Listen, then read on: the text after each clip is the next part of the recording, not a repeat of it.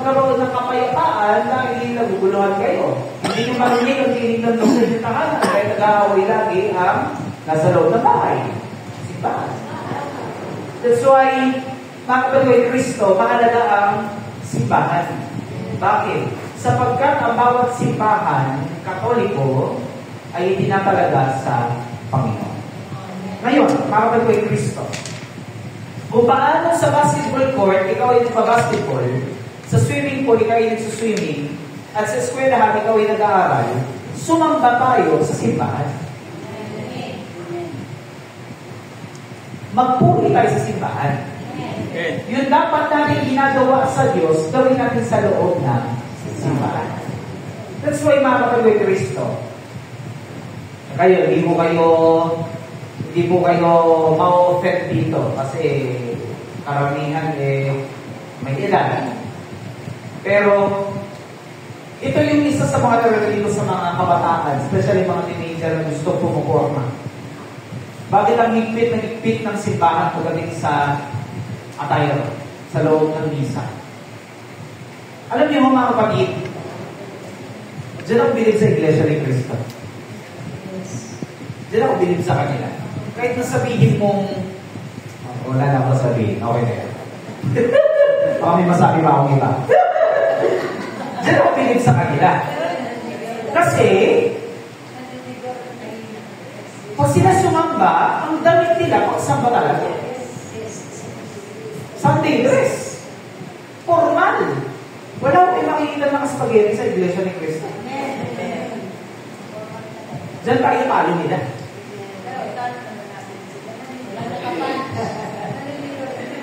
So, doon tayo sa Iglesia ni Cristo pagdating sa pananamin, na parang, yun, nagigets yung ako saan ako nanggagaling. Na minsan, kino-question ng mga kabataan, bakit kasi kailangan pang formal? Gusto namin pumorma. Pasamba ka sa Diyos Kung sa basketball court, naka-jersey ka, kung nasa swimming pool, ikaw ay nakapang-swimming, at sa eskwela ikaw ay naka-uniforme, gawin mo rin yung naaayon sa loob ng simbahan. Amen.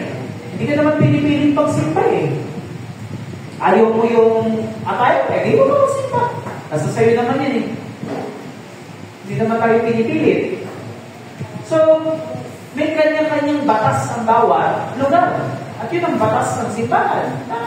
I-angkop natin yung ating palanamit sa kung sino yung ating katatagpuin. Hindi mo ba? Kung katatagpuin mo ba ang Diyos, may mag-i-spaghetti ka ba? Pababa, pataas? Amen? So, mga kapatid, ito pinapakita mo sa atin na may angkop na lugar para sa lahat. At ang simbahan, ang parokya, ay lugar dalanginan. Kaya magdasal.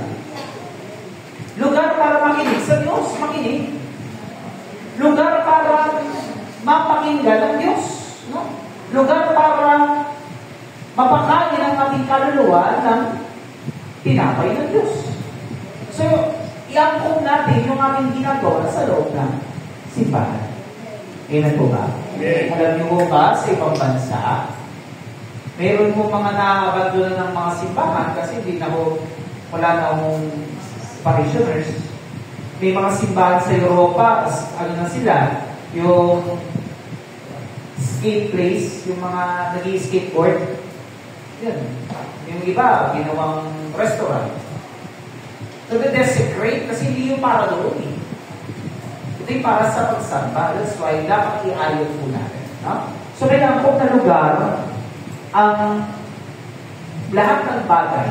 Kaya po, iangkop din natin yung ginagawa natin sa loob ng simbahan. Amen po ba? Amen. Pakabulan ng mga And finally, mga kapatid Kristo. Finally, kung paano ang simbahan ay itinatalaga para sa Diyos, italaga din natin ang sarili natin para sa Diyos. Hindi ko po. Kung paano itinatalaga natin ang simbahan para sa Diyos, italaga din natin ang ating sarili para sa Diyos. Amen po? Sabihin niyo po, italaga. Sa English, consecrate. Yan po yung ibig sabihin niya. Ano yung ibig sabihin ng consecrate na pagkatalaga? Kayo po, magaling sa Tagalog. Ano po yung sabihin ng pagkatalaga? Itinatalaga ko to para sa iyo. Ano yung sabihin ng itinatalaga? Ayan, parang ganyan po na inilalaan. Hindi lang po basta inilalaan. Inire-reserva. Ay, sister, huwag na mo kayo mukuna ng reserve na huyan. Ano yung sabihin po na? Absent.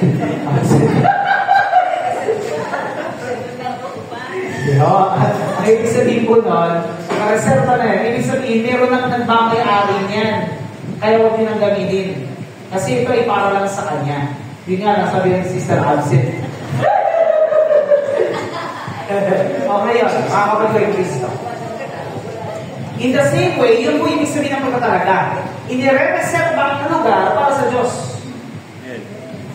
That's why, hindi ka pwedeng gumawa ng kung ano-ano dyan kasi para yan sa Diyos. Para lang yan sa gawain mga Diyos. Bato-bato sa langit ka mga maglalit. Kaya minsan, napapaisip ko ako, wala akong babanggiting simbahan. Pero alam niyo, may mga simbahan minsan na sa paligid. Labas ka lang ng simbahan, may mga nagbebenta ng pampalaglag.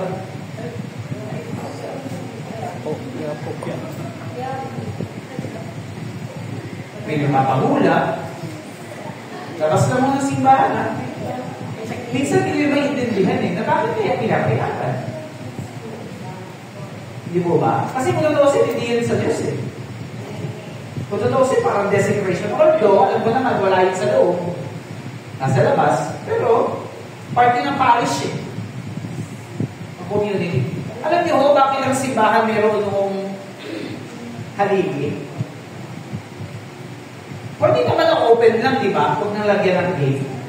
Pero bakit may haligi? Kasi po, inihiwala yung banal sa hindi banal. That's why ang mga ginagamit sa misa, hindi lang yan basta, inilalagay sa kung saan-saan. Meron pong special na lugar para sa mga gamit ng simbahan o ng misa.